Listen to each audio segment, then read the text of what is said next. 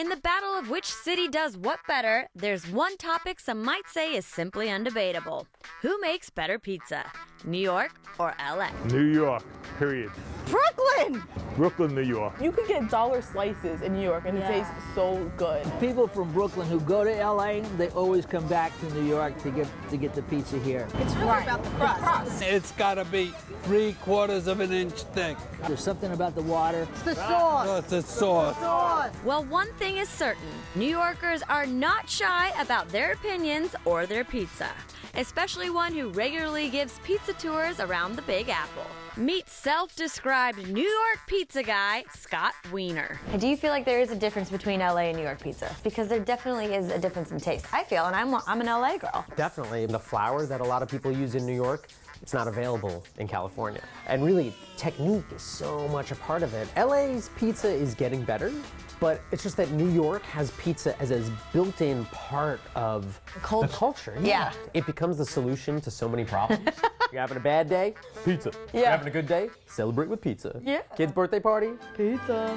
Pizza was born in southern Italy, but when it hit New York in the early 1900s, it grew to become the iconic style of pizza that's often imitated but rarely duplicated. In New York alone, there are over 1,600 pizza joints, and we are in one of the city's most famous.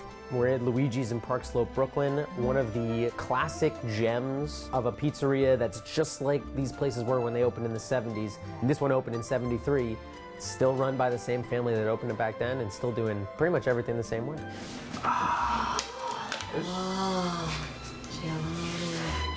This is beautiful, elegant simplicity. Don't need to throw a bunch of nonsense on it. Toppings are not just unnecessary, but they're atypical in a standard New York pizza eater's diet. Hold up, no toppings? Scott may have won me over in the case of New York versus LA pizza, but now we're treading on some real controversial ground in the case of what is a proper New York slice? On this side, we have Giovanni and his famous Luigi's classic. Giovanni, tell me about this dough. This is a family recipe. The dough is aged. It's at a certain temperature to be used at all times. My father was a baker. My mother was a great cook. And the sauce my sister makes. And why keep it old school? Because old school's been working. Why change it?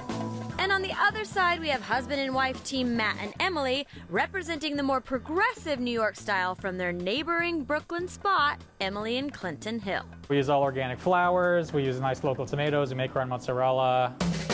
So the base is the same. What about technique? Our dough, instead of getting a nice crust around the outside like some of the other places do, we go flat all the way across. Stay away from the middle. Always the outside. Okay. You always try not to have a weak middle, otherwise you'll have a hole in the pie. All right, we got sauce. Sauce is good. Sauce is always good. What's in your sauce? It's just crushed Jersey tomatoes, that's it. Sauce is Italian tomatoes of season. And I don't like to get anything that's been sitting in a warehouse for a year. Do you always use tomato sauce? No, we have another pizza with tomatillo sauce, which we'll make next. Ooh. Start from the outside. Outside. Yeah. You can just do two hands. As my father said, hey, 2 hands. God gave you 2.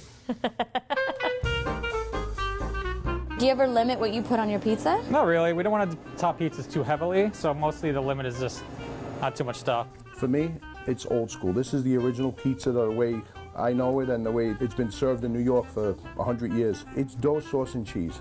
And then Green peppers, olives, and some onions. And Wow. some vegetarian pizza. Let's talk about the pizza culture here in New York. What does that mean to you when I say that? It's New York, kids. New York is pizza. You know, they say an apple. I don't see too many people eating apples opposed to pizza. And if you think classic New York pizza culture only applies to the way it's made, think again.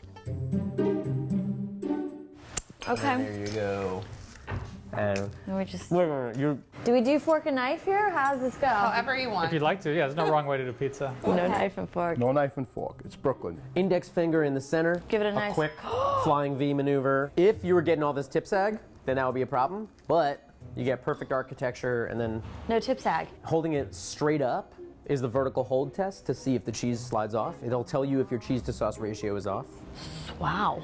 Do you feel like there's any limit of what you will and will not use on a pizza? I like really trashy toppings. Like I like to pour ranch all over the pizzas here. And Ranch? You'll never see ranch dressing in the store. No.